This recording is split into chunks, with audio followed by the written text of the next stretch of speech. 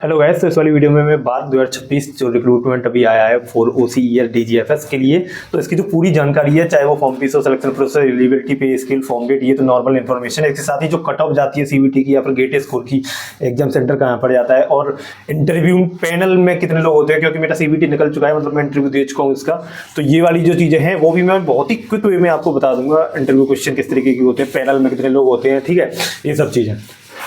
Form fees की बात करूँ, 500 रुपये फॉर्म फीस है। सिलेक्शन प्रोसेस, अच्छा अब ये फॉर्म फीस जो है वो 500 रुपये, वो ऐसा नहीं गेट और CBT अलग अलग दोनों फॉर्म भरने हैं, नहीं, एक ही फॉर्म में दोनों ऑप्शन होंगे, गेट का भी CBT का भी। वहां पर बस आपको क्लिक करना पड़ेगा कि गेट के लिए आप क्या गेट के थ्रू आना चाहोगे, तो हाँ हम गेट के लिए, तो जैसे गेट का रिजल्ट आएगा तब बाद में ऑप्शन आ जाता है कि अपलोड कर दो अपना रिजल्ट, ये सब।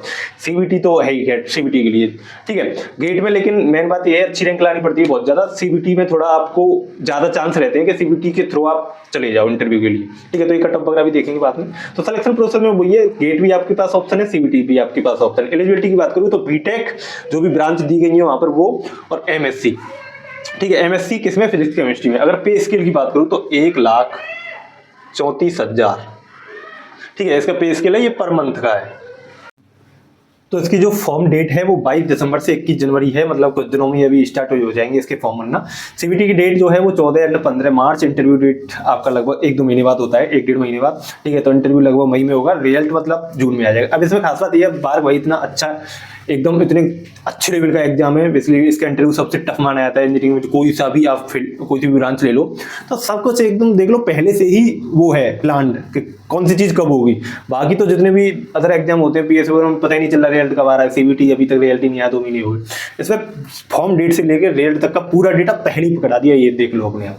अब हम बात करेंगे कट ऑफ की। तो कट ऑफ भाई गेट की बात करूँ तो गेट, अब देखो गेट में 2024, 25, 26 3 साल के बेसिस पे लेते हैं, ठीक है। तो लगभग 900 के करीब आते हैं इंटरव्यू देने बच्चे, पिछली बार लगभग इतने ही आए थे, ठीक है। मैकेनिकल की बात करता हूं मैं, अब उसमें से मात्र 50 के करीब ही सिलेक्ट होते हैं, देख लो कितना खतरनाक रेशियो है। अब मैं बात करूं गेट में कट ऑफ कितनी होती है, तो लगभग ये मान के चलो आपकी रैंक अगर 500 से नीचे है, जनरल की बात कर रहा हूं, 500 से कम है तो ही आप मानो, मतलब गेट में थोड़ा DRD हो, चाहे ISRO हो, चाहे बार्क हो, इन सब में जो गेट की कट ऑफ है वो थोड़ी ज्यादा खतरनाक की जाती है। मतलब आपको बहुत अच्छी रैंक है तो ये आप इंटरव्यू के लिए कॉल आएगी।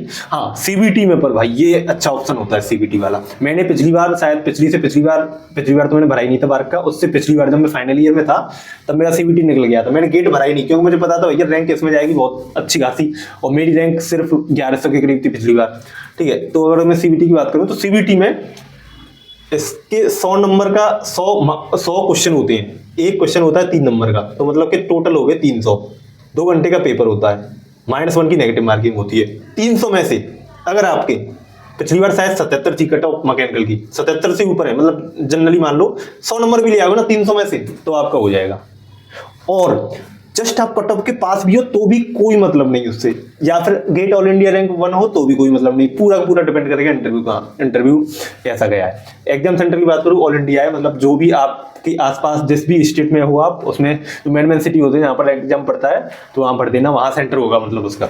अगर मैं बात करूँ मेन चीज अब आती है ये वाली, interview date and interview question, sorry interview panel, interview question. Interview panel में लगभग मेरे में 5 मेल थे और 1 फीमेल थी, ठीक है। ऐसे वो सामने सर्कल के बना के बैठे थे, बीच में ऐसे टेबल थी, वो इसके इधर साइड बैठे थे, ठीक है, सेमी सर्कल टाइप में।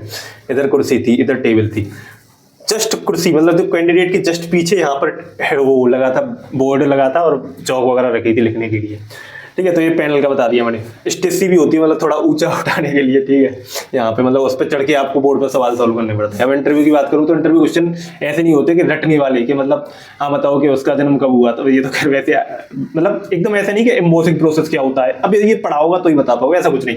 इंटरव्यू क्वेश्चन ऐसे होते हैं कि आपको पता है, नॉर्मल पता है आपको बनोली कैसे है, तो बस इसको एकदम प्रैक्टिकल एप्लीकेशन में लगवा के देख लेंगे तुमसे, समझ रहे हो। मतलब एकदम जो आपने पढ़ा है, पहली बात तो सिर्फ क्वेश्चन से पूछेंगे। ऐसे मेरे से लिखवाए थे उन्होंने फेवरेट सब्जेक्ट, तो फेवरेट सब्जेक्ट में पहले पे लिखा था मैंने थर्मो, ठीक है, थर्मोडायनामिक्स, सोम वगैरह ये सब। तो थर्मोडायनामिक्स से ही क्वेश्चन स्टार्ट हुए पहले, और एकदम बताते भी चलते हैं, हेल्प वगैरह भी करते हैं। तो ये वाली वीडियो में इतना ही, और कोई डाउट हो तो कमेंट में पूछ लेना।